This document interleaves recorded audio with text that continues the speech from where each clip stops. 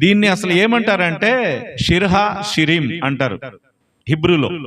షిర్హా షిరిం అంటే గీతముల యొక్క గీతం, పరమగీతం అంటే హిబ్రూ సూపర్లేటివ్ అంటారు. హిబ్రూ భాషలో దీనంత సొగసైన కవిత్వం ఇంకా ఏ గ్రంథంలో కూడా లేదు. ఇది బైబిల్లో పెట్టాలి అని చెప్పి చూసినప్పుడు ఈ కాలానికి తగినట్లుగా ఇది ఇంకా హైపర్గా ఉంది కాబట్టి, అంటే ఇంకా ఎక్కువగా ఉంది కాబట్టి ఇది బైబిల్లో మనం పెట్టొచ్చా, ఇది గనక పెడితే మిగతా గ్రంథాలన్నీ అర్థం చేసుకోవటానికి ఏదైనా ఇబ్బంది అవుతుందా, ఈ కవిత్వంతో పోల్చినప్పుడు డిస్టర్బ్ అవుతుందా ఏంటి అనేది ఆలోచించి చాలా సంవత్సరాలు ఇది బైబిల్ గ్రంథంలో పెట్టాల. అయితే పరిశుద్ధాత్మ దేవుని ప్రేరణ చేత ఈ పరమగీతముల గ్రంథం అనేది బైబిల్లో ఉంచబడింది. దీనిని బట్టి దేవునికి నేను ఎంతగానో కృతజ్ఞతాస్తుతులు చెల్లిస్తున్నాను. ఇది హిబ్రూ సూపర్లేటివ్ అంటారనమాట దీన్ని, షిర్హా షిరిం, గీతముల యొక్క గీతం. అయితే ఇక్కడ సొలొమోను రచించిన పరమగీతము. నోటి మాటలతో అతడు నన్ను ముద్దు పెట్టుకొనును గాక, నీ ప్రేమ ద్రాక్షారసము కన్నా మధురం. నోటి ముద్దులతో అతడు నన్ను ముద్దు పెట్టుకొనును గాక, నీ ప్రేమ ద్రాక్షారసము కన్నా మధురం. ఈ మాట గనక చూస్తే ఇక్కడ షూలమ్మితి అంటుంది ఏమని, నోటి ముద్దులతో అతడు నన్ను ముద్దు పెట్టుకోవాలి. ఈ యొక్క వాంఛ ఎవరిది? ఈ యొక్క కోరిక ఎవరిది? షూలమ్మితిది. అంటే ఒక గొప్ప వ్యక్తి నన్ను ప్రేమించాలి, ఆ ప్రేమని వ్యక్తపరచాలి అని కోరుకునే సందర్భం. ఇప్పుడు అతనికి నా యందు ప్రేమ ఉన్నదా లేదా అని చూసుకోవటం ఒకటైతే, అది నిజానికి ఆమెకు తెలుస్తుందో లేదో. ఇప్పుడు ఆమెలో ఉన్న వాంఛని ఆమె బహిర్గతపరుస్తుంది. ఆ ప్రియుడు అనబడిన రాజు, దేవుడు ఏదైతే ఉన్నాడో అతను ఆమెను ప్రేమిస్తున్నాడో లేదా అతను ముద్దు పెట్టడానికి సిద్ధంగా ఉన్నాడో లేదో అక్కడ ఏమి చెప్పబడలా. కానీ ఈమె ఏమంటుందనంటే ఆ యొక్క వాంఛని, ఆ యొక్క కోరికని వెల్లడిపరుస్తూ ఏమంటుందంటే, నోటి ముద్దులతో అతడు నన్ను ముద్దు పెట్టుకొనును గాక.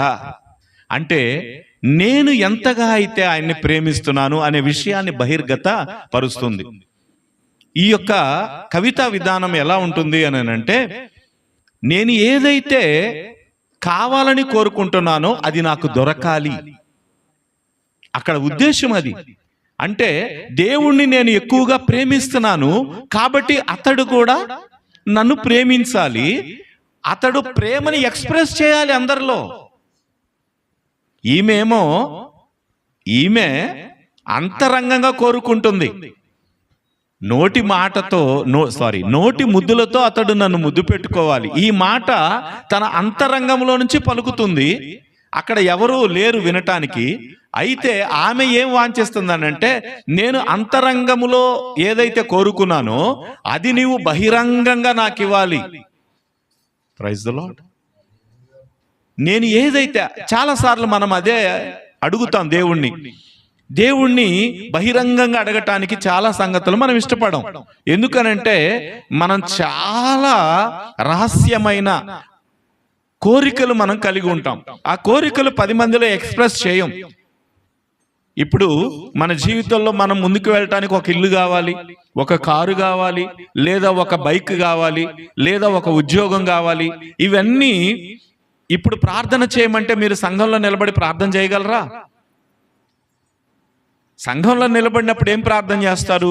సంఘ అభివృద్ధి కోసం, సంఘక్షేమం కోసం, లేదా సంఘంలో ఉన్న బిడ్డలందరి ఆశీర్వాదం కోసం మీరు ప్రార్థన చేస్తారు. కానీ ఇలాంటి ప్రార్థన ఎప్పుడైనా చేస్తారా? చెయ్యరు. ఎందుకు అని అంటే రహస్యంగా చేసేవి కొన్ని ఉంటాయి, బహిరంగంగా చేసేవి కొన్ని ఉంటాయి. కాబట్టి ఈమె ఏదైతే రహస్యంగా అడుగుతుందో మరి అది నువ్వు రహస్యంగా ఇవ్వు అని అంటలా. నేను రహస్యంగానే అడుగుతాను, కానీ అది నువ్వు బహిరంగంగా. Praise the lord. నేను ఎలా అయితే నిన్ను ప్రేమిస్తున్నానో ఆ ప్రేమని నేను వర్ణించలేను. ఎందుకనంటే ఆ ప్రేమని నలుగురిలో నేను వ్యక్తపరిస్తే నేను సిగ్గుపరచబడతాను, నేను అవమానపరచబడతాను, లేదా అనేక మంది అనేక రకాలుగా అనుకోవటానికి ఆస్కారం ఉంది. కానీ నువ్వైతే నీ ప్రేమని, నేను ఎంతగా నిన్ను ఇష్టపడుతున్నానో నీవు ఆ ప్రేమని బహిరంగంగా ఎక్స్ప్రెస్ చేస్తూ నన్ను ముద్దు పెట్టుకోవాలి. ఒక వ్యక్తి ఇంకొక వ్యక్తిని నేను ప్రేమిస్తున్నానని చెప్పే విధానం ముద్దు. ఒక వ్యక్తి అవతల వ్యక్తిని ముద్దు పెట్టుకుంటే అర్థం ఏంటంటే, నేను నిన్ను అన్నిటికన్నా అధికంగా ప్రేమిస్తున్నాను. టు ఎక్స్ప్రెస్ లవ్, ఆ ప్రేమని వ్యక్తీకరించడానికి ఆ యొక్క ముద్దు అనే విషయాన్ని మనం వాడతాం. కనుక ఆమె అంటుంది, ఇదిగో నేను నీకు ఇష్టము అనే విషయాన్ని అందరికీ తెలియజేయాలంటే నువ్వు నన్ను బహిరంగంగా ముద్దు పెట్టుకొని నీ ప్రేమని వెల్లడిపరచు, ఎందుకంటే నేను నిన్ను ప్రేమిస్తున్నాను. ఆ ప్రేమ అందరికీ తెలియాలంటే నువ్వే వచ్చి నన్ను ముద్దు పెట్టుకో అంటుంది. అంటే నా ప్రేమేమో లోపల లోపల ఉంచుతాను, నేను నిన్ను ఎంతగా ప్రేమిస్తున్నానో అది తెలియాలి సర్వజనులకి, అంటే నువ్వే వచ్చి నన్ను ముద్దు పెట్టుకోవాలి. దేవునికి స్తోత్రం కలుగును గాక. ఇప్పుడు మీరు చూడండి, ఒక వ్యక్తిని దేవుడు బహుగా ఆశీర్వదిస్తున్నాడంటే, బహుగా హెచ్చిస్తున్నాడంటే అర్థం ఏంటి? అతను కూడా దేవుణ్ణి అంతగా, కానీ ఇది తెలిసే అవకాశం ఉందా మనకి? ఇతను ఎంతగా దేవుణ్ణి ప్రేమిస్తున్నాడో ఆ మెజర్మెంట్ వేయటానికి మన దగ్గర ఏది లేదు. కానీ దేవుడు అతన్ని ఆశీర్వదిస్తున్నాడు అంటే, దేవుడు దావీదుని ఆశీర్వదించే విధానాన్ని చూసి అందరూ అనుకున్నారు, దావీదంటే దేవునికి చాలా ఇష్టం. హల్లెలూయా, హల్లెలూయా. అంటే దేవుడు బహిరంగంగా తన ప్రేమని దావీదు పట్ల వ్యక్తపరిచాడు. అంతకంతకి ఒబేదెదోము ఇంటిలో మందసం ఉంటే అతను త్వరగా ఆశీర్వదింపబడ్డాడు, అతనికి కలిగినదంతా ఆశీర్వదించబడింది. కాబట్టి అతను ఎంత భయభక్తులు కలిగి ఉన్నాడో సర్వజనాలకి తెలిసింది. అంతకుముందు కొన్ని సంవత్సరాలు యాజకుల ఇంటిలోనే ఉన్నది మందసం, కానీ వాళ్ళు ఎవరు ఆశీర్వదించబడలేదు. సరిగదా, వాళ్ళ పిల్లలు ఆ మందసాన్ని తీసుకొని వస్తూ ఉన్నప్పుడు ఆ కాలు జారినప్పుడు ఆ ఎడ్లకి ఆ మందసం కింద పడబోయినప్పుడు అతను పట్టుకున్నప్పుడు అతను వెంటనే చనిపోయాడు. ఆ ఉజ్జ చనిపోయినప్పుడు వాళ్ళ ఇంటిలో మందసము, ఆ తండ్రి ఇంటిలో మందసం అనేక రోజులు ఉన్నది, కానీ వారెవరు ఆశీర్వదించబడినట్లుగా లేదు. కారణం ఏమంటే అక్కడ వారు యాజకులై ఉన్నారు కానీ దేవుని ప్రేమించే విషయంలో సరిగా లేరు. కానీ ఇక్కడ ఒబేదెదోము ఇంటిలో ఉన్నప్పుడు ఒబేదెదోము ఎలా దేవుని ప్రేమిస్తున్నాడో అలాగే దేవుడు అతన్ని ఆశీర్వదిస్తూ వచ్చాడు. దేవునికి స్తోత్రం కలుగును గాక. మనము ఎంతగా దేవుణ్ణి కోరుకుంటామో చెప్పే వచనం అన్నమాట. మనం ఎంతగా అయితే దేవుణ్ణి ఇష్టపడతామో, ఎంతగా ఆరాధిస్తామో, ఆ ఆరాధన అంతా కూడా దేవుని దగ్గరికి వెళ్ళి దేవుడు గిఫ్ట్గా బహిరంగంగా మనల్ని ఆశీర్వదించాలి, బహిరంగంగా గొప్పగా చేయాలి, మన సంఘం ఆశీర్వదించబడాలి, మనము ఆత్మీయంగా ఆశీర్వదించబడాలి, భౌతికంగా ఆశీర్వదించబడాలి అని ఎలాగైతే మనం విస్తరించాలని కోరుకుంటామో అదే పదము ఇక్కడ చెప్పబడింది. దాని అర్థం ఇదే.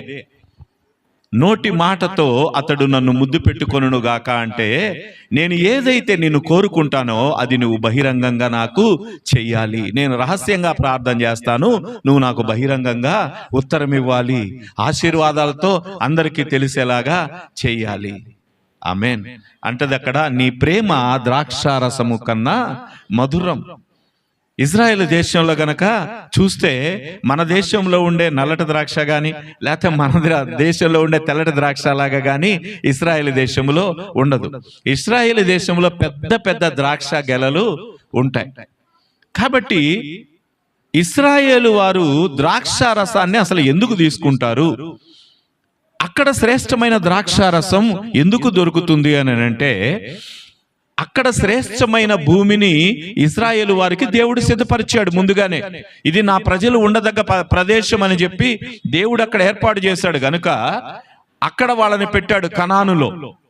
ఆ కనానులో పెద్ద పెద్ద ద్రాక్ష గుత్తులతోటి అక్కడ ఆ ద్రాక్ష రసాన్ని దేవుడు వారికి ఇచ్చాడు. ఈ ద్రాక్ష రసాన్ని తీసుకున్నప్పుడు ఈ ద్రాక్ష రసం యొక్క శ్రేష్టత ఎలాగుంటుందంటే, ఈ ద్రాక్ష రసాన్ని ఎలా తయారు చేస్తారంటే వాళ్ళు ప్రతి ఒక్కటి కూడా మనము ఈరోజు మనకి దొరుకుతున్న లిక్కర్ లాగా దాన్ని భావించకూడదు. చాలా మందికి ఈ యొక్క సందర్భంగా చాలా ఆలోచనలు ఉంటాయి. ఏమండి, బైబిల్లో చెప్పబడిన ద్రాక్షారసం లేదా లిక్కరు రెండు ఒకటేనా? లిక్కరు రెండు ఒకటేనా కాదా? తేడా ఏంటి అని చెప్పి చాలా డౌట్లు ఉన్నాయి చాలా మందికి. ఇవన్నీ చెప్పాలంటే చాలా టైం పడుతుంది. సబ్జెక్ట్ అయితే నా దగ్గర ఉంది కానీ కొంచెమే చెప్తా, ఎందుకనంటే అసలైన సబ్జెక్టు చాలా ముందుంది కనుక. హల్లెలూయా. ఈ ద్రాక్షారసము అనేది ఆ ఒరిజినల్ ద్రాక్షల నుండి పిండి దానిని వడకట్టి ఒక పాత్రలో స్టోర్ చేసి దాన్ని భూమిలో పెట్టేస్తారు. పెట్టి కొన్ని రోజుల తర్వాత దాన్ని బాగా మాగిన తర్వాత తీసి దాన్ని తాగుతారు. ఎందుకు తాగుతారు వాళ్ళు అని అంటే ట్రెడిషనల్ కోసమే తప్ప అది విపరీతమైన మత్తుని కలిగించదు. విపరీతమైన మత్తు తాగి పడిపోయి దొరిలాడేంతగా, లేకపోతే ఒక మైకం కమ్మేసి ఏదో పిచ్చి పిచ్చిగా మాట్లాడేటట్టుగా ఆ యొక్క ద్రాక్షారసము కాదు.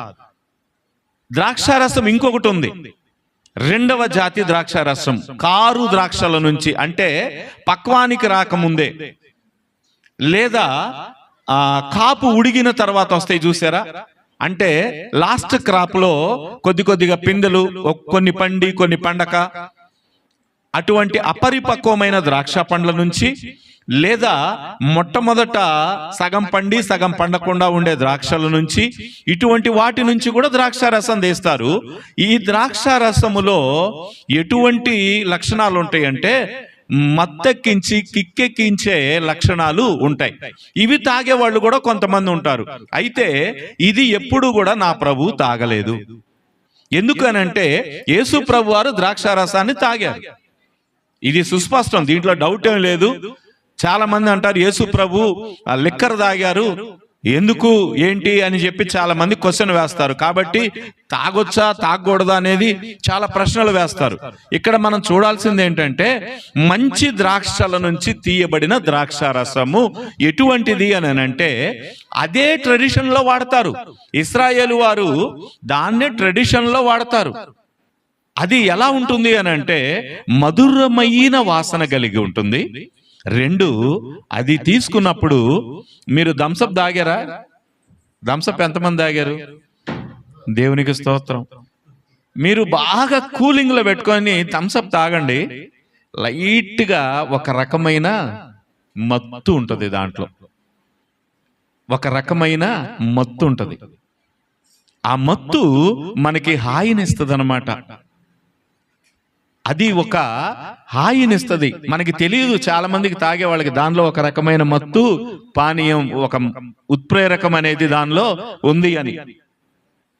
అది మన టెన్షన్ ని దూరం చేస్తుంది, కొంచెం రిలాక్సేషన్ ఇస్తుంది అనేది చాలా మందికి తెలియదు. అలాగే మంచి ద్రాక్షల నుండి తీయబడిన ద్రాక్షారసము ఎటువంటిది అని అంటే ఆ యొక్క కష్టము నుంచి కొంచెం రిలాక్సేషన్, మధురమైన వాసన, మధురమైన అనుభూతి, సంతోషం, అంటే ఉన్న పళానే కొంచెం సంతోషం కలిగించేటటువంటి ఆ యొక్క రసము శ్రేష్టమైన ద్రాక్షారసం.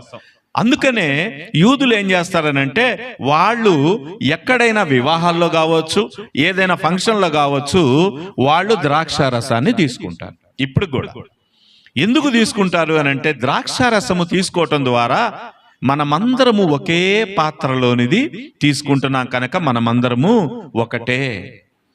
రెండవది, నీ సంతోషంలో నేను పాలు పంచుకుంటున్నాను కాబట్టి నువ్వు ఒక్కడవే కాదు, నీ సంతోషం నాది, నీ దుఃఖము నాది అని చెప్పి మనమందరము ఏకమై ఉన్నాము అనే భావన కలిగించటానికి ద్రాక్షారసాన్ని తీసుకుంటారు. ఇది మీరు ఎప్పుడు గుర్తుపెట్టుకోండి. ఇది ఏ పాస్టర్ కూడా చెప్పలేరు, ఎందుకంటే టిపికల్ సబ్జెక్టు. దీని మీద తరోగా ఇన్వెస్టిగేషన్ చేయాలి, ఏది పడితే అది చెప్పడానికి లేదు. ఇది చాలా సులువుగా ఉండే కష్టమైనటువంటి విషయం కనుక దీన్ని చాలా రోజులు ధ్యానం చేసి నేను మీ ముందుకు తీసుకొచ్చాను. దేవునికి స్తోత్రం కలుగును గాక. హల్లెలూయా.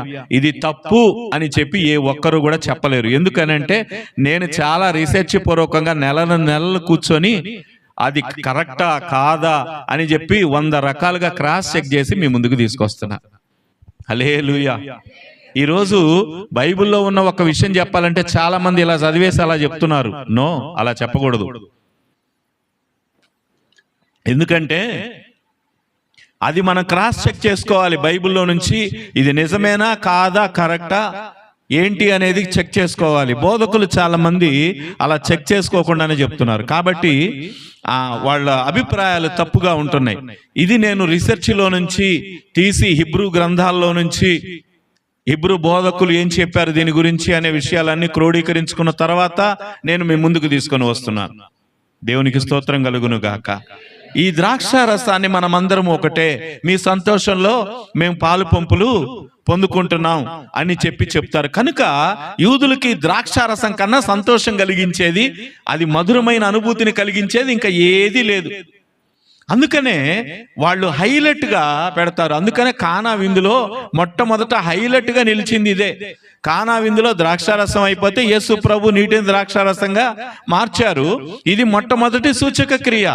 అందుకనే దీన్ని హైలైట్ చేయాలంటే మొట్టమొదటిగా ఎందుకు పెట్టాడు అని అంటే దేవుడు వాక్యంలో ఇది అన్నిటికన్నా ట్రెడిషన్స్ లో వాళ్ళ గొప్ప ట్రెడిషన్ ఏంటంటే ఇదే.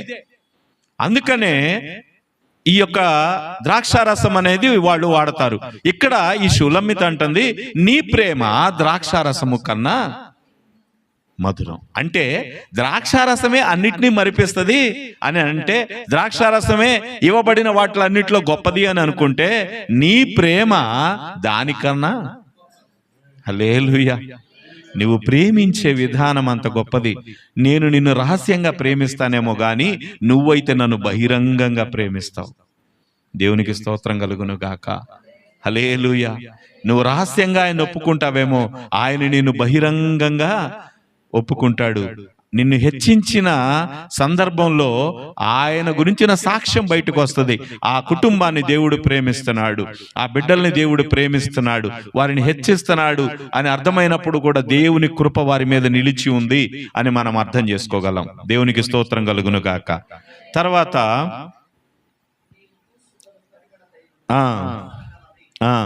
నీ పేరు పోయబడిన పరిమళ తైలముతో సమానము, కన్యకలు నిన్ను ప్రేమించుదురు. చాలు. నీ పేరు నీవు పూసుకొను పరిమళ తైలము సువాసన గలది. ఇది ఒకటే బైబిల్లో కొంచెం తప్పుగా రాశారు. ఎందుకు అని అంటే ఇక్కడ మనం చూస్తే నీవు పూసుకొని పరిమళ తైలము సువాసన గలది అన్నాడు. అంటే నువ్వు కొట్టుకునే సెంటు, నువ్వు రాసుకునే అత్తరు సువాసన గలది అని చెప్పి అన్నాడు. తర్వాత నీ పేరు పోయబడిన పరిమళ తైలంతో సమానము అన్నాడు. రెండిటికి ఇక్కడ కాంట్రడిక్షన్ వస్తుంది. దేవుడు ఎక్కడైనా పరిమళ ద్రవ్యాలు పూసుకుంటాడా? Yes, correct. Praise the lord. దేవుడు పరిమళ ద్రవ్యం పూసుకోవాల్సిన అవసరం లేదు. ఆయనే పరిమళ వాసనగా మనకు ఉంటాడు. క్రీస్తు పరిమళ వాసనగా మనకు ఉంటాడు గాని ఆయన ఏ యొక్క పరిమళ వాసన కూడా పూసుకోడు. కాబట్టి యాక్చువల్ గా ఇది హిబ్రూలో ఎలా ఉందంటే మనం చూద్దాం.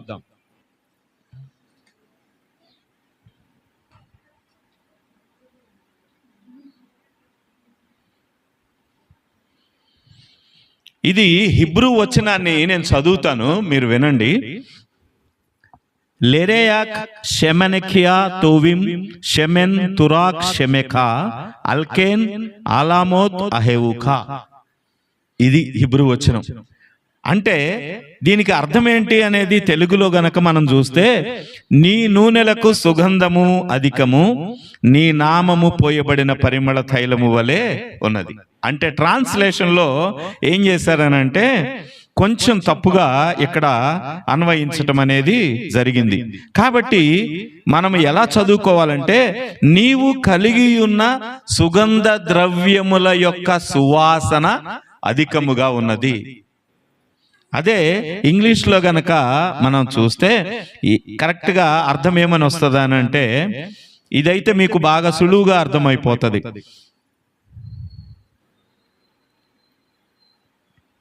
The fragrance of your perfumes is wonderful. Your name is like a purified oil poured out. Therefore the maidens love you. కనుక ఈ యొక్క హిబ్రూ వచనాన్ని గనక ట్రాన్స్లేట్ చేస్తే ఇంగ్లీష్లో ఇలా వస్తుంది. ద ఫ్రాగ్రాన్స్ అంటే, ఫ్రాగ్రాన్స్ అంటే తెలుసు కదా, సుగంధం. The fragrance of your perfumes is wonderful అంటే నీవు కలిగి ఉన్నటువంటి సుగంధ ద్రవ్యముల యొక్క సువాసన అద్భుతంగా ఉంది అని. Praise the lord. ఏమిటి ఆ సుగంధ ద్రవ్యాలు? ఏమిటి ఆ యొక్క సుగంధ ద్రవ్యములు? దేవుడు కలిగి ఉన్నటువంటి సుగంధ ద్రవ్యములు ఏమిటి? ఇక్కడ మనం గనక చూస్తే యెహోవా దేవుడు ఏదైతే ఈ పాత నిబంధన గ్రంథంలో చెప్పబడి ఉన్నాడో, ఈ యెహోవా దేవుని యొక్క నామమునకు ఉన్న ఘనత ఆయన యొక్క పరిమళ తైలముతో సమానము. మీకు ఒక విషయము తెలిస్తే, ఆది కాండములో ఎక్కడ కూడా దేవుని యొక్క పేరు అనేది రివీల్ అవ్వలేదు. అంటే యెహోవా అనే పేరు ఆది కాండములో మోషే వరకు కూడా ఎవరికి చెప్పబడలేదు.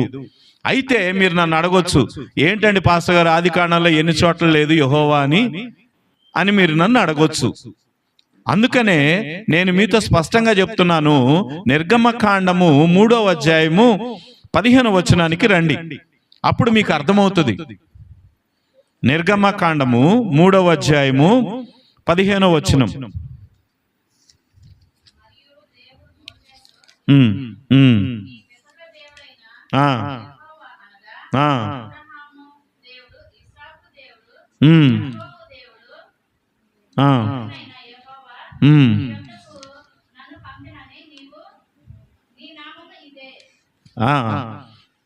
సరిగ్గా చదవండి అమ్మా.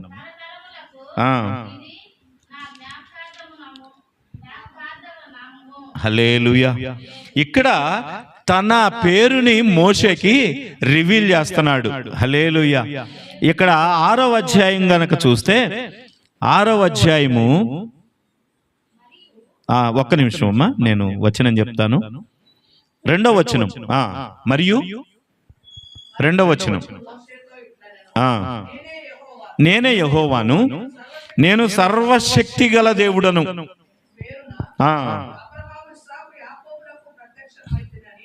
కానీ యెహోవాను నా నామమున నేను వారికి తెలియబడలేదు. చాలు, స్పష్టంగా చెప్తున్నాడు ఇక్కడ. నేను ఆది కాండములో ఏమై ఉన్నానంటే సర్వశక్తి గల దేవుడు. దీంట్లో ఏ డౌట్ లేదు. ఆయన అబ్రహామునకు ప్రత్యక్షమైనప్పుడు నేను సర్వశక్తి గల దేవుడును అని చెప్పాడు. అయినప్పటికీ కూడా 141 సార్లు యెహోవా అనే పేరు ఆది కాండంలో రాయబడి ఉంది. మరి అదేంటండి ఇదేంటండి అని మీరు నన్ను అడిగితే నేనేం చెప్తానంటే, మోషే గారు ఆది కాండాన్ని రాసింది మోషే గారు. కాబట్టి కాంట్రడిక్షన్ అనేది రాకూడదు. అంటే మోషేకి తెలుసు సర్వశక్తి కలిగిన దేవుడు ఎవరు అనేది మోషేకి తెలుసు గనక మోషే రాసేటప్పుడు కొన్నిసార్లు అలా రాశాడు. కానీ మీరు గనక వాక్యాన్ని బాగా అబ్జర్వ్ చేస్తూ చదివితే, మొట్టమొదటగా 99 ఏళ్ల వయసులో దేవుడు అబ్రహాముకి ప్రత్యక్షమై ఏమని చెప్తాడనంటే, నేను సర్వశక్తి గల దేవుడను అని చెప్తాడు. అంతవరకు కూడా యెహోవా వాక్కు అతని దగ్గరికి వచ్చింది, లేదా యెహోవా దూత అతని దగ్గరికి వచ్చింది. కానీ యెహోవా ప్రత్యక్షము కాలేదు. యెహోవా దర్శనములో మాట్లాడాడు, యెహోవా వాక్యము అతని దగ్గరికి వచ్చింది, యెహోవా దూత అతనితో మాట్లాడాడు.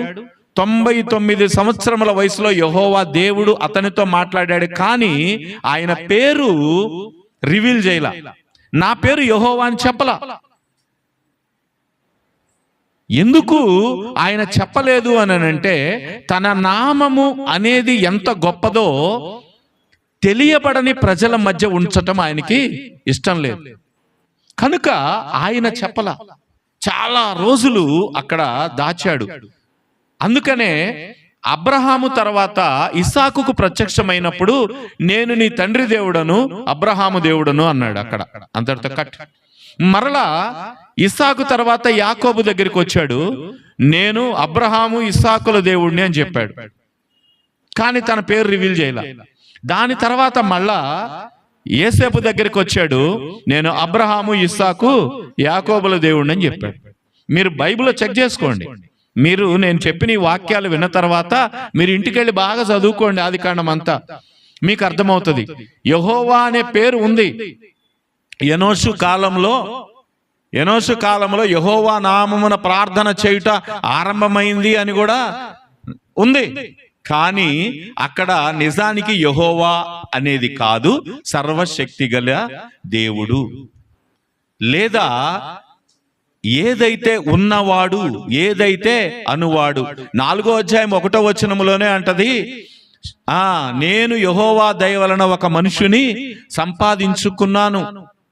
అంటే ఏదైతే మాతో మాట్లాడుతున్నాడో ఆ దేవుడు అని చెప్పింది ఆమె. వాస్తవానికి అక్కడ రాయబడాల్సింది ఏంటంటే, ఏ దేవుడైతే మాతో మాట్లాడుచున్నాడో ఆ దేవుని దయ వలన నేను ఒక మనుషుని సంపాదించుకున్నాను అని చెప్పాలి, అక్కడ రాయాలి. కానీ ఇక్కడ కాంట్రడిక్షన్లన్నీ వస్తాయి. ఇదంతా ఎందుకు అనవసరమైందని చెప్పి మోషే గారు ఏం చెప్పాడంటే, మోషేని ఈ పంచకాండాలు రాశాడు కాబట్టి ఆయనకి యెహోవా నామం తెలుసు కాబట్టి ఆయన అక్కడ యెహోవా అనే పేరుని రాశారు. అయితే ఇక్కడ 34వ అధ్యాయానికి రండి. నిర్గమకాండం 34వ అధ్యాయానికి వచ్చేయండి. 34:6కు రండి. అంటే 3వ అధ్యాయము 15వ వచనములో దేవుడు అక్కడ మోషేకి ప్రత్యక్షమయ్యి, ఇదిగో నా జ్ఞాపకార్థ నామం ఇదే అని చెప్పాడు. తర్వాత 6వ అధ్యాయంలో 2వ వచనంలో నా పేరు యెహోవా అనే పేరు రివీల్ చేశాడు. ఇక్కడ చూడండి 34వ అధ్యాయం 6వ వచనంలో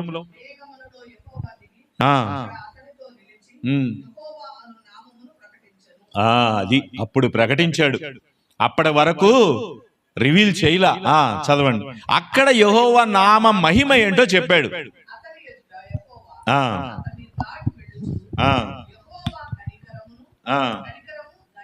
యెహోవా కనికరము,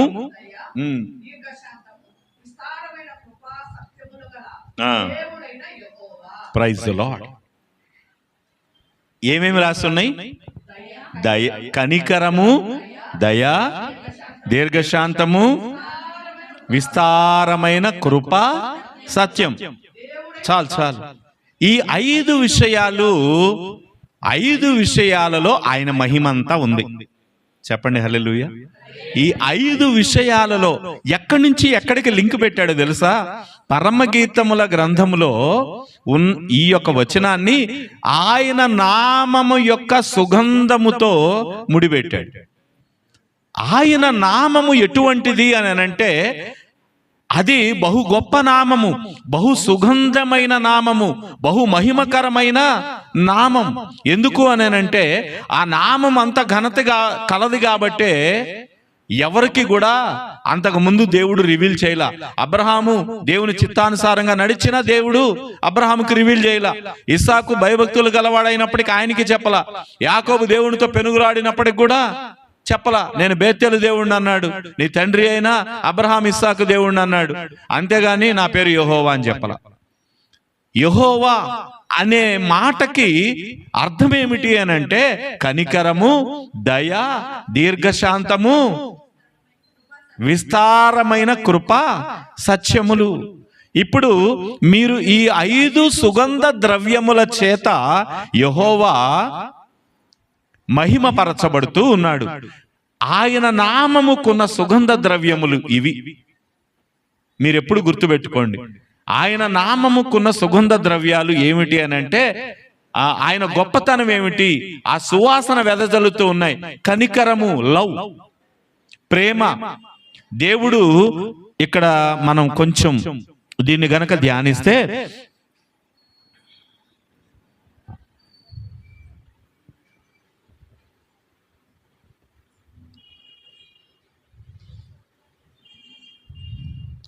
ఇక్కడ తెలుగులో అయితే కనికరము, దయ ఈ రెండు కూడా ఒకేలాగా కనపడతాయి. కానీ అసలు హిబ్రూ టెక్స్ట్లో రెండిటికి వేరే వేరే పదాలు వాడటం జరిగింది.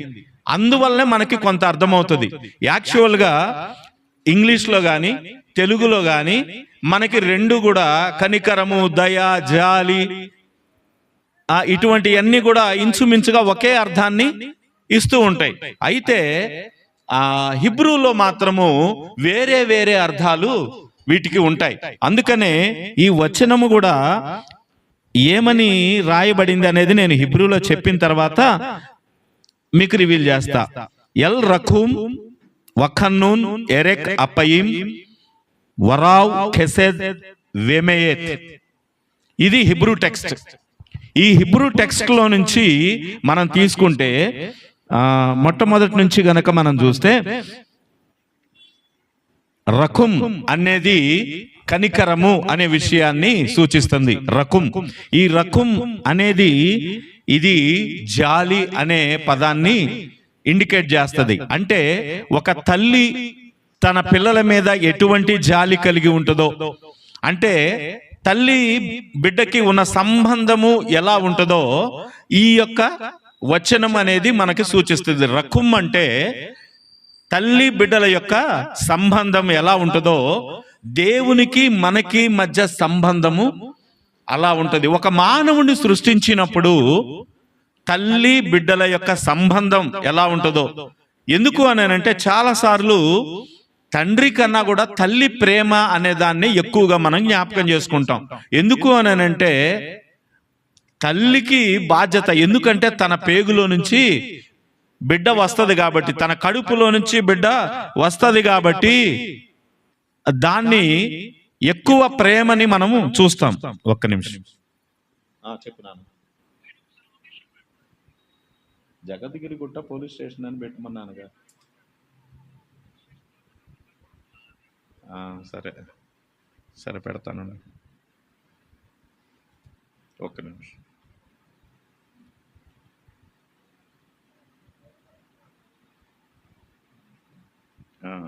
ఒక్క నిమిషం, లొకేషన్ పెట్టాలంటే అంటే నెంబర్ తెలియదుగా మీకు. నేను పెట్టాను.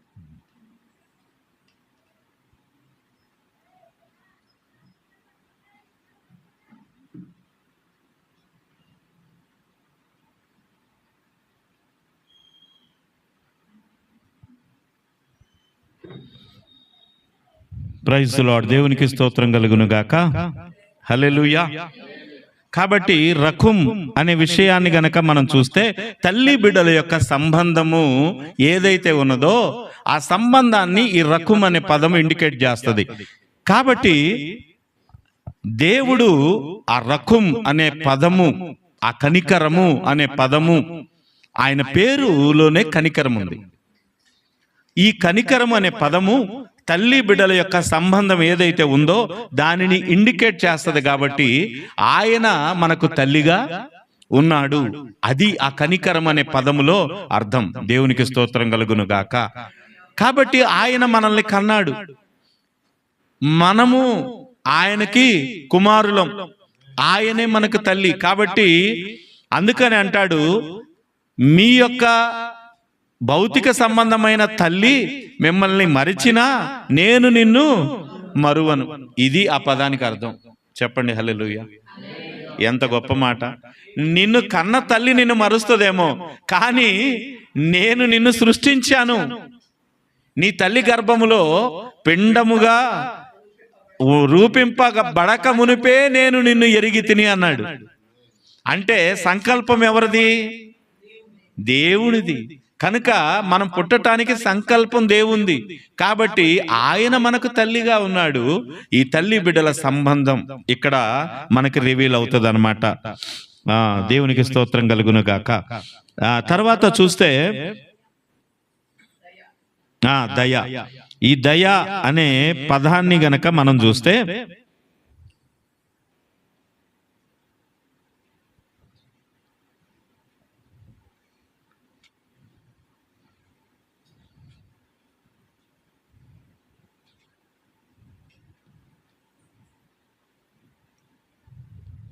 ఖనూన్ అనే పదం, ఈ దయ అనే పదాన్ని హిబ్రూలో ఖనూన్ అని చెప్పి వ్రాయబడింది. అనగా యేసు ప్రభు యొక్క రెండవ సుగంధం ఇది, యెహోవా దేవుని యొక్క రెండవ సుగంధం ఇది. దేవునికి స్తోత్రం కలుగును గాక.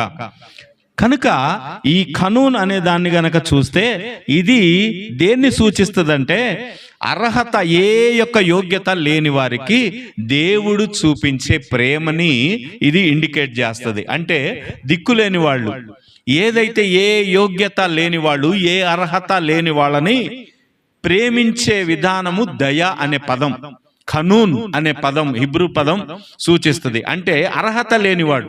ఇప్పుడు బయట ఒక వ్యక్తి అడుక్కు తింటున్నాడు అనుకోండి, అతన్ని మనం తీసుకొచ్చి ఇంట్లో భోజనం పెట్టామనుకోండి, అతనికి అర్హత ఉందా?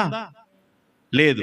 కానీ అతను మనం తీసుకొచ్చి ఇంట్లో పెట్టుకొని భోజనం పెట్టామనుకోండి, దాన్ని ఏమని పిలుస్తారంటే దయా, ఖనూన్ అని పిలుస్తారు. అలాగే మనమంతా కూడా మనము పాపముల చేత, అపరాధముల చేత మనము దూరస్తులుగా చేయబడి ఉండగా, ఆయన సన్నిధిలో నుండి వెళ్ళగొట్టబడి ఉండగా, ఆయన దయా, ఖనూన్ అనే విషయాన్ని చేత మరలా మనల్ని ఆకర్షించారు. దేవునికి స్తోత్రం కలుగును గాక. హల్లెలూయా. ఈ చాలా ముఖ్యమైనవి. దేవుని యొక్క దయా గుణాలు ఏదైతే ఉన్నాయో అవి సుగంధ ద్రవ్యముల వంటివి. కాబట్టి వాటి గురించి మనం జ్ఞాపకం చేసుకోవాలి. యెహోవా దేవుని యొక్క అసలు ఆయన పేరే కొన్ని తరాలు రివీల్ చేయలేదని అంటే మీరు అర్థం చేసుకోండి. ఆదాము దగ్గర నుంచి నోవాహు దాకా కొన్ని తరాలు అయిపోయినాయి. మరి నోవాహు నుంచి అబ్రహాము దాకా కొన్ని తరాలు అయిపోయినాయి కదా. తర్వాత ఈ నోవాహు, అబ్రహాము తర్వాత మరి మోషే అంతవరకు, ఇక్కడ యోసేపు తర్వాత 430 సంవత్సరాలు బానిసత్వంలో ఉన్నారు ఇశ్రాయేలు ప్రజలు. అప్పుడు కూడా దేవుడు తన నామాన్ని రివీల్ చేయలేదు, మోషేకి రివీల్ చేశాడు దేవుడు. హల్లెలూయా, హల్లెలూయా. దేవుడు మోషేకి రివీల్ చేయడానికి కారణం ఏంటి? దేవుడు తన పేరుని తర్వాత చివరిలో చెప్తాను, ఈ మూడు కూడా కంప్లీట్ చేసి తరువాత ఎరెక్ అపాయిం, దీర్ఘ శాంతము. ఈ దీర్ఘ శాంతము అనే పదము మనం గనక చూస్తే దేవుడు కోపించటానికి నిదానిస్తాడు. మీరు గనక గమనిస్తే ఇశ్రాయేలు ప్రజలు బబులోను చెరలోనికి వెళ్లే ముందుగా ఎన్ని సంవత్సరాలు హెచ్చరించబడ్డారో మీకు ఎవరికైనా తెలుసా? 70 సంవత్సరాల చెరలోకి వెళ్ళటానికి ఎన్ని సంవత్సరాలు హెచ్చరించబడ్డారో మీకు తెలుసా? 150 సంవత్సరాలు హెచ్చరించాడు దేవుడు.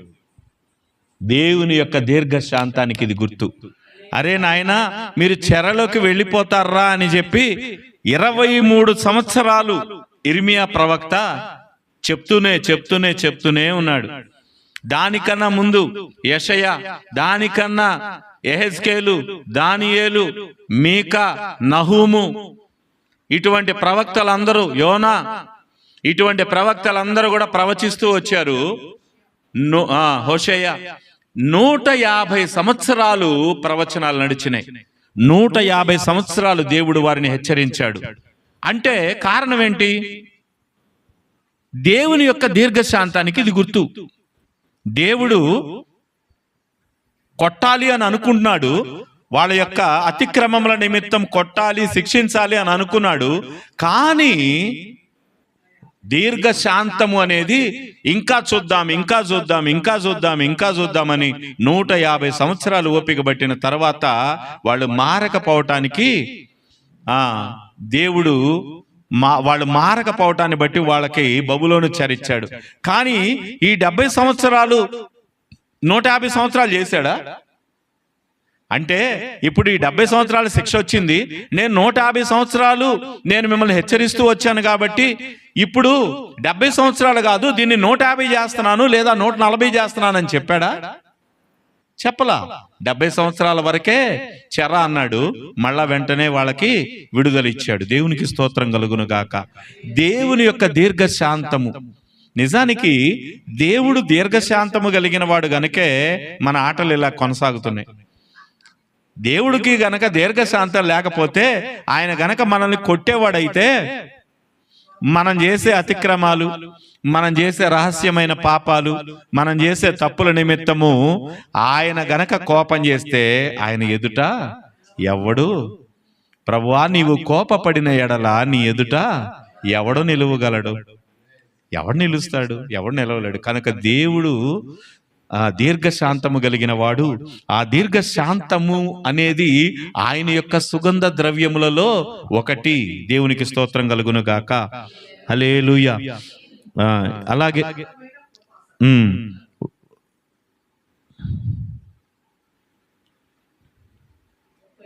ఒక్క నిమిషం. తర్వాత రబ్ ఖెసేద్ అంటే విస్తారమైన కృప.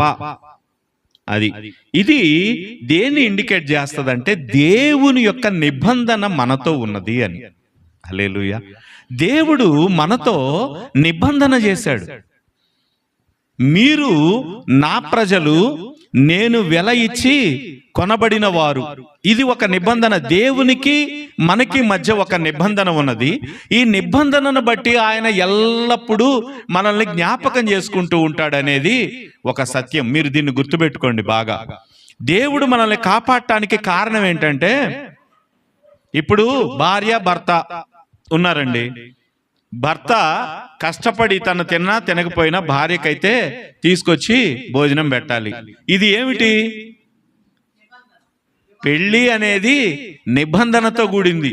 కనుక నేను నిన్ను సంరక్షిస్తాను అనే నిబంధన చేసుకొని తను వివాహం చేసుకొని తన ఇంటికి తెచ్చుకున్నాడు గనుక ఇది నిబంధనతో కూడింది. కాబట్టి ఈ నిబంధనని భంగము చేయజాలడు. తాను తిన్నా తినకపోయినా భార్యకైతే భోజనం పెడతాడు. అలాగే దేవుడు కూడా ఈ నిబంధనను బట్టి మనల్ని జ్ఞాపకం చేసుకొని మనకు కావలసిన వాటినన్నీ దయచేస్తాడు. దేవునికి స్తోత్రం కలుగును గాక. ప్రతి ఉదయమున ఆయన తన నిబంధనను బట్టి ఏం చేస్తాడంటే, ఉదయాన్నే నీకు మేపు కలుగజేస్తాడు. ఇంకా రాబోయే వచనాల్లో అది ఉంటది. ఇప్పుడు నేను అవన్నీ మీకు చెప్పలేను గనుక, ఉదయాన్నే లేవగానే తన గొర్రెలకి ఆయన మొట్టమొదటి ఏం చేస్తాడంటే మేపు కలుగజేస్తాడు అని ఉంది ఇక్కడ. ఉదయాన్నే నీ గురించి ఫస్ట్ ఆయన ఆలోచించేది ఏంటంటే, నా బిడ్డ ఎలా బతుకుతాడు, దాని గురించి జ్ఞాపకం చేసుకుంటాడు. అందుకనే మనకు ఆహారం దేవుడు దయచేస్తున్నాడు. లేదంటే మనం చేసే పనులకి ఆహారం కాదు కదా, పస్తులుంచి మనల్ని మాడబెట్టాలి. కానీ దేవుడు ఎంత కృప కలిగిన వాడంటే, ఆయన ప్రతి ఉదయాన్నే మన భోజనం గురించే ఆలోచిస్తాడు. చాలా మంది చెప్పమంటే ఇక అన్ని ఆత్మీయమైనయే చెబుతారు. అంటే ఆయన వాక్యం ఆహారం వంటిది కాబట్టి ప్రతి ఉదయకాలము ఆహారం కన్నా వాక్యమే శ్రేష్టమైంది. అరే నువ్వు వాక్యం తింటే బతికేస్తావా? ఫుడ్ ఎందుకు తింటున్నట్టు? కొంతమంది అతి చేసేవాళ్ళు ఉన్నారు.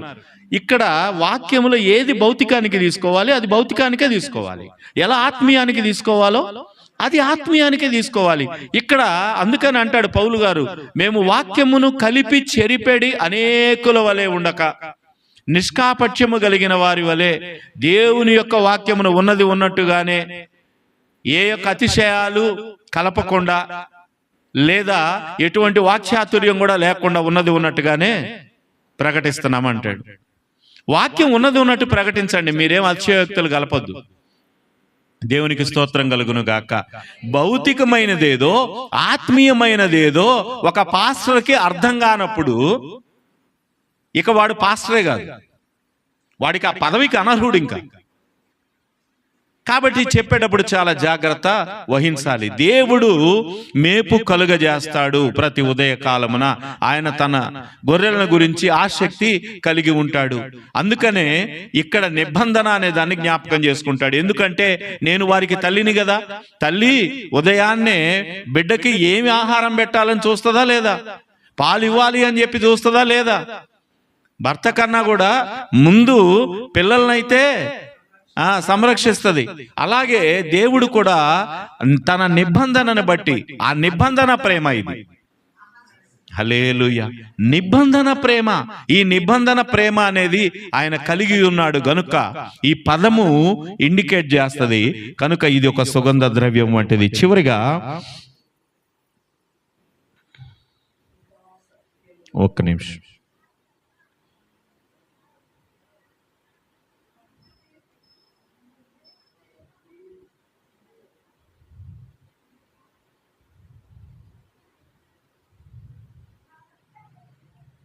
చివరి పదం ఎమ్మెత్ అంటే సత్యము, సత్యం. నేను 4 పదాలకి చెప్పాను, ఇది చివరిది సత్యం. ఈ సత్యము అనే పదాన్ని హిబ్రూ పదమైన ఎమెత్ అనే పదము సూచిస్తుంది. ఇది ఏమిటి అని అంటే, దేవుడు పైన ఇచ్చిన 4 నిజంగా మీ పట్ల నెరవేరుస్తాడు అని చెప్తాం. ఆయన సత్యమైన వాడు, ఆయన అబద్ధం కాదు, ఆయన చెప్పిన ప్రతిదాన్ని నెరవేరుస్తాడు అని చెప్పటమే ఈ యొక్క వచనం యొక్క ఉద్దేశం. ఎమెత్ అంటే తప్పక నెరవేర్చువాడు, సత్యముగా చేయువాడు. ఆయన అబద్ధంగా ఏ మాట చెప్పేవాడు కాదు. అది యెహోవా అంటే. హల్లెలూయా. ఇక్కడ మీరు గనక మరలా గమనిస్తే తల్లి ప్రేమ ఎటువంటిదో అలాగే ఆ తల్లి ప్రేమ ఆయన కలిగి ఉన్నాడు అనే విషయము. తర్వాత దయ అంటే అర్హత లేని నీకు అర్హతని, యోగ్యతని కలిగించేటటువంటి వాడు. 3వది, ఆయన నీ మీద కోపపడటానికి చాలా టైము తీసుకొని నిదానించి తన వాత్సల్యత చూపుచు ఆ కోపం అనేది నీ మీదకి రానియకుండా ఉండువాడు. 4వదిగా విస్తారమైన కృప నీ మీద కలగచేయువాడు. ఈ అన్ని కూడా తను నిజంగా నీ పట్ల నెరవేరుస్తాడు, నీ పట్ల ఆయన చూపిస్తాడు అని చెప్పే మాట ఇది. కాబట్టి ఈ 5 రకాలైన సుగంధ ద్రవ్యములు ఆయన యొద్ద ఉన్నాయి. హల్లెలూయా. ఈ 5 సుగంధ ద్రవ్యాలు ఆయన యొద్ద ఉన్నాయి. అందుకనే అంటాడు, నీవు కలిగి ఉన్న సుగంధ ద్రవ్యముల యొక్క సువాసన అధికం. ఇవి ఎవరికి లేవు ఈ లోకంలో. ఇంకా ఏ మానవుడి కన్నా ఉన్నాయా? ఏ జాలి అంటే తల్లిలాగా ప్రేమించే హృదయము ఈ లోకంలో ఎవరికైనా ఉందా? మీరు ఇప్పుడు హిందూ గ్రంథాలు మీరు చూడండి, ఎవరైనా తల్లి ప్రేమించినట్టు ప్రేమించారా? ఎవరైనా అర్హత లేని వాళ్ళకి అర్హత ఇచ్చారా? ఒక ఆయనంట చాలా సంపాదించుకొని నేను స్వర్గానికి పోవాలి ఈ యొక్క శరీరంతో అని చెప్పి చాలా తపస్సు చేసి పైకి వెళ్ళాడంట. అక్కడ ఇంద్రుడు అంట, నువ్వు ఇక్కడ రావటానికి వీల్లేదని నెట్టేశాడంట. నువ్వు ఇక్కడ రావటానికి వీల్లేదు, మేము రమ్మంటే నువ్వు రావాలి కానీ ఇక్కడ నువ్వు రావటానికి వీల్లేదని అక్కడి నుంచి నెట్టేస్తే చాలా వాదనలు జరిగిన తర్వాత వాడికి కోపం వచ్చి తన శక్తితో వాడు ఒక స్వర్గాన్ని సృష్టించాడంట. అదే త్రిశంకు స్వర్గము అని అంటారు. అది కాదండి, హిందూ మైథాలజీ ప్రకారం బొందితో స్వర్గానికి వెళ్ళాలని ఒక ముని వరంతో ప్రయత్నం చేశాడు. అయితే వాడు రానిలేదంట. పైన ఉండేవాడే, మేము రమ్మంటే రావాలి, మేమే ఇక్కడ ఉండటానికి యోగ్యులం, నువ్వెవడరా మా అనుమతి లేకుండా రావటానికి అని చెప్పి కిందకి నెట్టాడంట. అందుకని వాడు కూడా ఒక స్వర్గాన్ని సృష్టించుకొని అక్కడ ఉన్నాడంట. చూడండి, ఈ హిందూ మైథాలజీ గ్రంథాలు ఏం చెప్తాయనంటే, దేవుడు మన దేవుడేమో నేను ఎక్కడ ఉన్నానో అక్కడికి మిమ్మల్ని తీసుకొని వెళతానంటాడు. హల్లెలూయా. నేను ఎక్కడ సంతోషంగా ఉన్నానో, ఎక్కడ మీకోసం స్థలం సిద్ధపరుస్తున్నానో, ఆకలి దప్పులు ఎక్కడ ఉండవో, రోగం ఎక్కడ ఉండదో, బాధలు ఎక్కడ ఉండవో, దిగులు అనేది ఎక్కడ ఉండదో అక్కడికి నేను మిమ్మల్ని తీసుకొని వెళతాను. హల్లెలూయా. అని మన దేవుడు చెప్తాడు. అంటే నా స్థాయికి మిమ్మల్ని నేను తీసుకొని వెళతానని చెప్తే, మేమున్న స్థాయికి మీరు ఎప్పుడు రావటానికి వీల్లేదని హిందూ గ్రంథాలు చెబుతాయి. అంటే వాస్తవికమైన గ్రంథాలు కాకపోయినప్పటికి కూడా అవి చెప్పే సత్యం అదే. కానీ మన దేవుడు ఎటువంటి వాడు? హల్లెలూయా, హల్లెలూయా. ఆయన ఉండే చోటికి మనల్ని తీసుకొని వెళ్ళేవాడు. దేవునికి స్తోత్రం కలుగును గాక. ఆయన సుగంధ ద్రవ్యముల యొక్క సువాసన అధికమైనది. ఇంకే ఒకే మాట చెప్తాను, నీ పేరు పోయబడిన పరిమళ తైలముతో సమానం.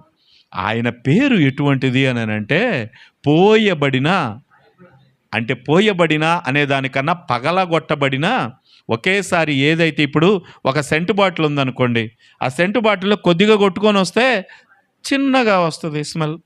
కానీ ఒకేసారి ఒక బుడ్డి చేయి జారి పగిలింది అనుకోండి, ఎలా వస్తుంది? ఈ చుట్టుపక్కల ఇల్లే కాదు, ఆ వాసన ఎంత దూరం అయితే వెళుతుందో, ఆ గాలి ఎంత దూరం అయితే వెళుతుందో అంత దూరం ఆ పరిమళాన్ని తీసుకొని వెళుతుంది. దేవునికి స్తోత్రం కలుగును గాక. ఆయన యొక్క నామము ఎటువంటిది అని అంటే, అది వ్యాపించేటటువంటిది, అది ఒక చోట స్థిరమై ఉండేటటువంటిది కాదు. అందుకనే ఈ లోకంలో ఈరోజు అది పరిమళ తైలం కనుకే అందరూ ఆకర్షించబడుతున్నారు. విషయం అర్థం కావట్లా, లోకంలో వాళ్ళకి విషయం అర్థం కావట్లా. అది పరిమళ తైలం వంటిది, అది పగలగొట్టబడిన పరిమళ తైలం లాంటిది. అందుకనే ఆకర్షితులు అవుతున్నారు. ఎందుకంటే ఆయనలో ఆ సుగంధ ద్రవ్యాల వాసన ఆకర్షితులు అవుతున్నారు. ఇదిగో ఆయనలో ప్రేమ ఉంది, ఆయనలో కనికరం ఉంది, ఆయనలో దయ ఉంది, ఆయనలో దీర్ఘశాంతం ఉంది, ఆయనలో కృప ఉన్నది, ఆయనలో సత్యం ఉన్నది. ఆయన నిజమైన దేవుడు, చేస్తాను అని చెప్పి చేసే దేవుడు ఆయన ఒక్కడే. కనుక నేను నమ్ముతున్నాను దీన్ని అని చెప్పి ప్రజలు విశ్వసిస్తున్నారు. ఆయన ప్రేమించేవాడు. ఈ లోకంలో నా తల్లి ప్రేమ నాకు దక్కలేదు, నా తండ్రి ప్రేమ నాకు దక్కలేదు, నా తోబుట్టువుల ప్రేమ నాకు దక్కలేదు. రోజు మన బాధ ఇదే కదా. మనం వాళ్ళని ఎలాగ ప్రేమిస్తున్నామో వాళ్ళు మనల్ని అలాగ ప్రేమించటం లేదే. నా తమ్ముడిని నేను ప్రేమిస్తున్నాను, కానీ వాడికి నా మీద ప్రేమ లేదు, ఇదే బాధ. నా తోడబుట్టిన వాళ్ళని, నా రక్త సంబంధుల్ని నేను ఎలా ప్రేమిస్తున్నానో వాళ్ళు నన్ను అలాగ ప్రేమించట్లేదు. ఎందుకంటే ఇది లోకము, లోక ప్రేమ. కానీ దేవుని ప్రేమ వేరు. మనం ఎంతగా అయితే ప్రేమిస్తామో అంతకన్నా ఎక్కువగా ఆయన మనల్ని ప్రేమించేవాడు. దేవునికి స్తోత్రం కలుగును గాక. హల్లెలూయా. అందుకని ఆయన ప్రేమకు ఆకర్షితులం అవుతున్నాం. నిజానికి ఆయన ప్రేమ కోసం ఉద్యోగాలు వదులుకుంటున్నాం, సంపదలు వదులుకుంటున్నాం, ధన భోగాలు వదులుకుంటున్నాం. ఇవన్నీ వదులుకొని ఆయన నామాన్ని ప్రకటించాలనే ఆశ ఎందుకు కలుగుతుంది అని అంటే, అది ఆ పరిమళ తైలం యొక్క మహత్యం. హల్లెలూయా. ఆయన పేరు పోయబడిన, అక్కడ అంటాడు కదా ఇంగ్లీష్లో ఒక్కసారి ఆ మాట చదివి ముగించేస్తాను, టైం కూడా అయిపోయింది కనుక. దేవునికి స్తోత్రం.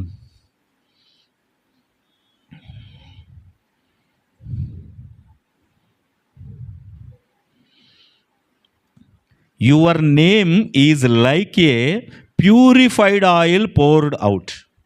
ప్యూరిఫైడ్ ఆయిల్, పరిశుద్ధపరచబడినటువంటి ఆ సుగంధ ద్రవ్యం. మామూలు సుగంధ ద్రవ్యం కూడా కాదంట, పరిశుద్ధపరచబడిన అంటే ప్యూరిఫైడ్. ఇంకా ఏ కల్మషం కూడా లేదండి ఆయనలో. చాలాసార్లు చాలా మందిలో మనం తప్పులు చూడొచ్చు. లోక సంబంధమైన వారిలో, లేకపోతే పరిశుద్ధులైన వారిలో, లేకపోతే మన కనబడే అందరిలో మనం తప్పులు ఎతకొచ్చు. కానీ దేవునిలో ఒక్క తప్పు కూడా మనం ఎతకలేం. హల్లెలూయా. దేవునిలో మనం తప్పులు ఎతకటానికి ఉండదు. కారణం ఏంటంటే ఆయన పేరే ఆ ప్యూరిఫైడ్, అది పరిశుద్ధమైన పేరు, కల్తీ లేదు ఇంకా. అందుకనే ఆ పేరు సువాసననిచ్చే పేరు. 5 సుగంధ ద్రవ్యాలు ఎప్పుడు వెదజల్లుతూ ఉంటుంది. కనికరము, దయ, దీర్ఘశాంతము, కృప, సత్యము అనేవి ఎప్పుడు కూడా వెల్లడి చేస్తూ ఉంటుంది అన్నమాట. ఆయన ప్రేమ, ఆయన కనికరము, ఆయన దయ, ఆయన దీర్ఘశాంతము. కృప అనే దానిలో ప్రేమ అనేది ఇమిడి ఉంది. అంటే ఇక్కడ ప్రేమ అనేది ఎందుకు చెప్పలేదని మీరు అనుకుంటున్నారేమో. ఈ కృప అనే దానిలో ప్రేమ అనేదే ఇమిడి ఉందన్నమాట. ఈ రెండు పదాలు కూడా లింక్డ్ చేయబడ్డాయి, హిబ్రూ భాషలో లింక్ చేయబడ్డాయి. అందుకనే ఈ యొక్క కృప, ప్రేమ ఈ రెండు కూడా పర్యాయ పదాలుగా ఉన్నాయి అన్నమాట. కనుక ఈ ప్రేమ, కృప, సత్యము ఇవన్నీ కూడాను ఆయన సుగంధ ద్రవ్యాలే. కొంతమందిని ఆయన దీర్ఘశాంతం ఆకర్షిస్తుంది, కొంతమందిని ఆయన కనికరం ఆకర్షిస్తుంది, కొంతమంది నాకు అర్హత లేని నాకు అర్హత ఇచ్చాడు కదా దేవుడు, అందుకని నేను దేవుణ్ణి స్తుతిస్తున్నాను అంటారు. కొంతమంది ఎవరు ప్రేమకు నోచుకోలేకపోయినా నా దేవుడు నన్ను ప్రేమించాడు, దీన్ని బట్టి నేను ఆకర్షించబడుతున్నాను, ఆయన నా జీవితంలో చెప్పినట్టుగా చేశాడు కనుక నేను ప్రేమిస్తున్నాను, ఆయన నా మీద కృప చూపించాడు, ఏ యోగ్యత లేకపోయినా నన్ను హెచ్చించాడు, దీన్ని బట్టి నేను ఆయనకి ఆకర్షించబడ్డానని చెప్తారు. ఏ సాక్ష్యమైనా ఈ 5 నుంచే వస్తుంది, మీరు చూసుకోండి. హల్లెలూయా. అందుకనే ఆయన ఈ సుగంధ ద్రవ్యాల చేత నిన్ను ఆకర్షిస్తున్నాడు. ఇది ఈ యొక్క వచనంలోని సారాంశం. అందుకనే కన్యకలు నిన్ను ప్రేమిస్తారు. ఎవరైతే ఈ యొక్క అద్భుతం, ఈ పరిమళ ద్రవ్యముల యొక్క సువాసన వెదజల్లబడుతూ ఉండగా ఇంకా లోకంలో ఏ ప్రేమ ఆకర్షించలేదు కనుక వాళ్ళు అలాగే ఉంటారు. వాస్తవానికి యేసు ప్రేమ చేత ఆకర్షించబడలేని వారు మెయిడన్గానే ఉన్నారు, ఇంకా మెయిడన్గానే ఉన్నారు. మెయిడన్ అనే పదము ఎవరిని సూచిస్తుంది అని అంటే, ఎవరైతే ఖాళీగా ఉన్నారో మెయిడన్ అనేది పదం. ఇప్పుడు మనమందరము యేసుక్రీస్తుకి ఎంగేజ్ చేయబడ్డాం కనుక యేసు ప్రభువుతో ఎవరికి ఎంగేజ్మెంట్ జరగలేదో వారందరూ మెయిడన్సే. హల్లెలూయా, హల్లెలూయా. ఇంకా వాళ్ళకి ఖాళీగానే ఉన్నారు. మనం ఆకర్షించబడ్డాం కాబట్టి మనం ఆకర్షించబడక ముందు మనము ఆయన పరిమళ, ఈ ఒక వాక్యము మనకి ఏం సూచిస్తుందంటే, ఎప్పుడైతే నీ పరిమళ ద్రవ్యముల యొక్క సువాసన మేము చూసామో, అది మమ్మల్ని ఆకర్షించిందో, అప్పుడు ఖాళీగా ఉన్న మేము, అప్పటి వరకు నీ ప్రేమని పొందుకోలేని మేము నిన్ను ప్రేమించి నీ ప్రేమని పొందుకున్నాం. అంతవరకు ఖాళీగా ఉన్నాం. ఇంకా లోకంలో చాలామంది యేసు ప్రేమ అందుకోలేక, ఎంగేజ్మెంట్ జరగక ఖాళీగానే ఉన్నారు. కానీ మనమైతే ఆయన ప్రేమతో ఆకర్షించబడి ఆయనతో కూడా జత కట్టబడిన కన్యకలం. హల్లెలూయా, హల్లెలూయా. దేవునికి స్తోత్రం కలుగును గాక. కనుక ఈ రీతిగా పరమగీతముల గ్రంథములో ప్రతి అంటే నేను కట్ చేసుకుంటూ వచ్చి చెప్తే ఇప్పటికీ ఈ 3 వచనాలు పూర్తయినాయి. కానీ దీనిలో ప్రతి వచనం కూడా అద్భుతం, మహాద్భుతం అన్నమాట. కనుక పరమగీతముల గ్రంథము గనక మనకు అర్థమైతే దేవుని ప్రేమ ఎటువంటిదో మనకు అర్థమవుతుంది. దేవుని ప్రేమ గురించి రాయబడిన గ్రంథం అండి ఇది. దేవునికి మానవుడికి మధ్య ఉన్న ప్రేమ గురించి వ్రాయబడిన గ్రంథం. దేవుడు తన ప్రియురాల్ని ఎలా హత్తుకుంటాడో, తన ప్రియురాలి పట్ల ఎంత జాలి కలిగి ఉంటాడో, ఎంత ప్రేమ కలిగి ఉంటాడో, ఎలా చేయి విడవకుండా కాపాడతాడో, ఎంత అపురూపంగా చూస్తాడో, సంఘము అనే తన ప్రేయసి, తన ప్రియురాలు, తన వివాహపు కన్య ఎలా అయితే తన ఉద్దేశాల్లో ఎలా ఉంటుందో మనం తెలుసుకుంటాం. చాలామంది మనం ప్రార్థన చేసేటప్పుడు మేము దిక్కుమాలిన వాళ్ళం ప్రభువా, దరిద్రులం ప్రభువా, ఎంపిక లేని వాళ్ళం నాయన, అది ఇది చెత్త చెదారం అన్నీ మాట్లాడుతుంటారు. కానీ దేవుడు అంటారు కదా, స్త్రీలలో అధిక సుందరి వగుదానా. హల్లెలూయా. స్త్రీలలో అధిక సుందరి వగుదానా. అసలు కొన్ని వచనాలు చూస్తే, ఆయన మనకిచ్చే ఇంపార్టెన్స్ చూస్తే, మనకి నిజంగా చెప్పుకోవాలంటే దిమ్మ తిరిగి మైండ్ బ్లాక్ అయింది. ఈ పదం వాడానని మీరేం అనుకోవద్దు. మరి మీ హృదయాలకు పోవాలంటే నేను ఆ పదం వాడాలా? మామూలు పదాలు వాడితే మీకు వెళ్ళదుగా. ఈరోజు ఏదైనా గట్టి పదం వాడితేనే మీ హృదయాల్లోకి వెళ్తుంది. కనుక పాస్టర్ గారు ఇంకొక రకమైన పదం వాడాడని అనుకోవద్దు. హల్లెలూయా. ఇటువంటి పదాలు వాడటానికి కూడా నాకు వ్యతిరేకం, నాకు అసలు ఇష్టం ఉండదు. కానీ మీ మైండ్లో ఇన్స్టింక్ట్ అవ్వాలి అని అంటే ఖచ్చితంగా నేను ఈ పదం వాడి తీరాలి. దేవుడు మనల్ని ఎంత ప్రేమిస్తున్నాడో అర్థం చేసుకోవాలని అంటే మన ఊహ చాలదు. పరమగీతాల గ్రంథం చదవాలి.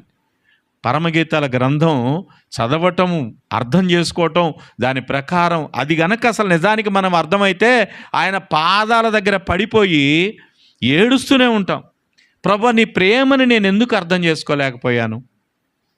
నిజానికి దేవునికి ప్రేమ మనకు అర్థం కాలేదు, ఇంకా ఆయన ప్రేమ మనకు అర్థం కాలేదు. అందుకనే మనం దారి తప్పి తిరుగుతున్నాం. చాలాసార్లు తండ్రి హృదయము బిడ్డలకు అర్థం కాదు, తల్లి హృదయం బిడ్డలకు అర్థం కాదు. వాళ్ళు ఎంతగా తమ మీద ఆశలు పెట్టుకున్నారో, ఎంతగా తమ గురించి తాపత్రయపడుతున్నారో, తండ్రి ఎంతగా వాళ్ళ అభ్యున్నతి కోరుకుంటున్నాడో పిల్లలకి తెలియదు. వాళ్ళు అంటారు, ఏదైతే కొనియమంటే కొనియకపోతే వాళ్ళకి నా తండ్రికి నేనంటే ప్రేమ లేదు అనే దాంతో జస్టిఫై చేస్తారు. వాళ్ళు 500 అడిగితే ఇవ్వకపోతే మా నాన్న నన్ను ప్రేమించట్లేదు, అందుకనే నేను అడిగితే ఇవ్వటలేదు, దాంతో కొలుస్తున్నారు ఈరోజు. కానీ తండ్రి, ఒక తల్లి తన బిడ్డల మీద ఎంత ఆశ పెట్టుకుంటుందో, ఎంత ప్రేమ కలిగి ఉంటుందో అది తెలుసా? తెలుసుకున్న రోజు వాళ్ళు కూడా ఒక తండ్రిగా ఒక తల్లిగా రూపాంతరం చెందినప్పుడు వాళ్ళకి అర్థమవుతుంది ఆ బాధ ఏంటనేది, అప్పుడు అర్థమవుతుంది. హల్లెలూయా, హల్లెలూయా, హల్లెలూయా. ఎన్ని రోజులు మా నాన్న నా గురించి కన్నీరు గార్చాడు, ఎన్ని రోజులు కృంగిపోయాడు, ఎంతగా నేను విసిగించాను మా డాడీని, మా అమ్మని ఎంతగా నేను క్షోభ పెట్టాను, అప్పుడు అర్థమవుతుంది. అలాగే నిజానికి ఆయన ప్రేమ మనకి తెలియక మనం క్షోభ పెడుతున్నాం మన ప్రభువుని. ఇది నిజం. ఆయన ప్రేమ, ఆయన హెచ్చింపు, ఆయన మనల్ని ఎలాగ తీసుకుంటున్నాడు తన హృదయంలోకి అనేది మనకు అర్థం కాలా ఇంకా. అందుకనే మనం ఇలాగా ఉన్నాం.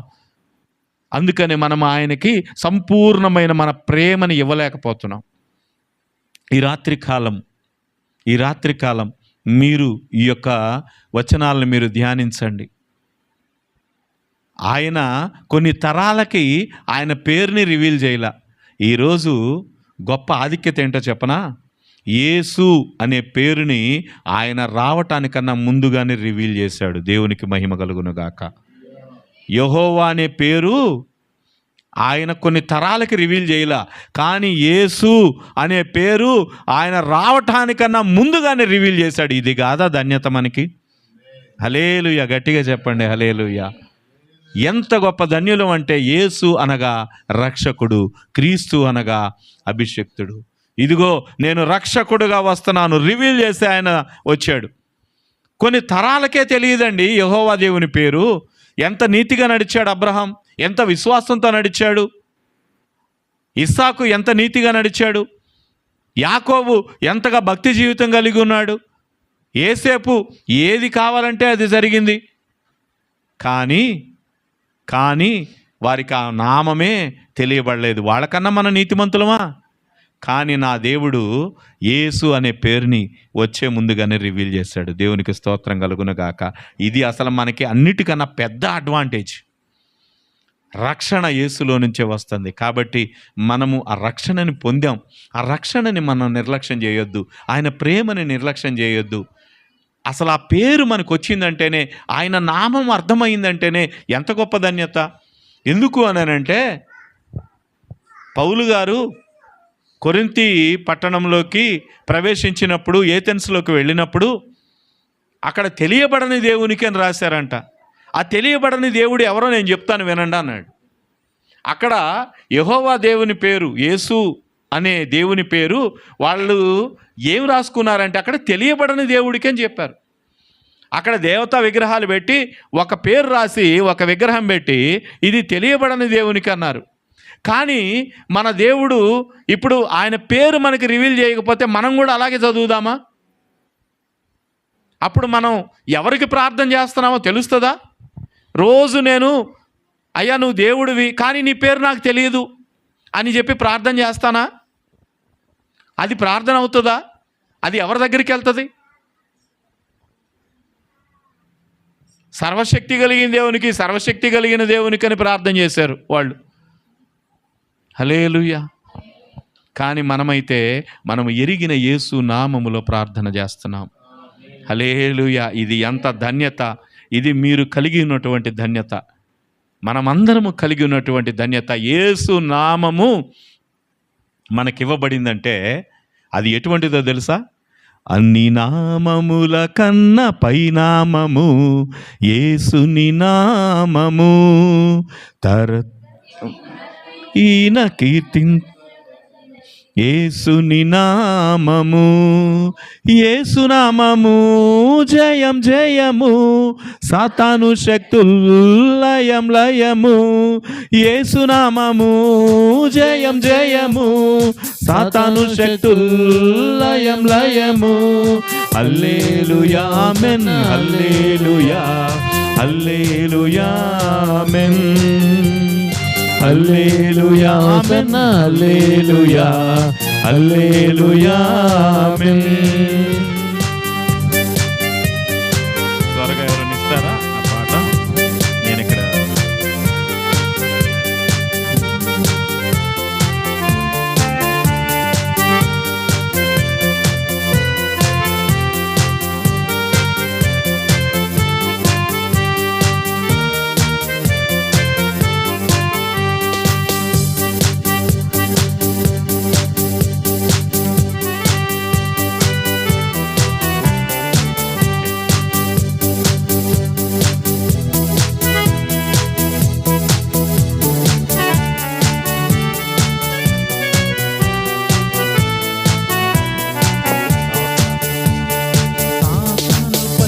అధికారమిచ్చును శక్తి కలిగిన యేసునామము. సాతానుపై అధికారమిచ్చును శక్తి కలిగిన యేసునామము. శత్రు సమూహముపై జయమునిచ్చును జయశీలుడైన యేసునామము.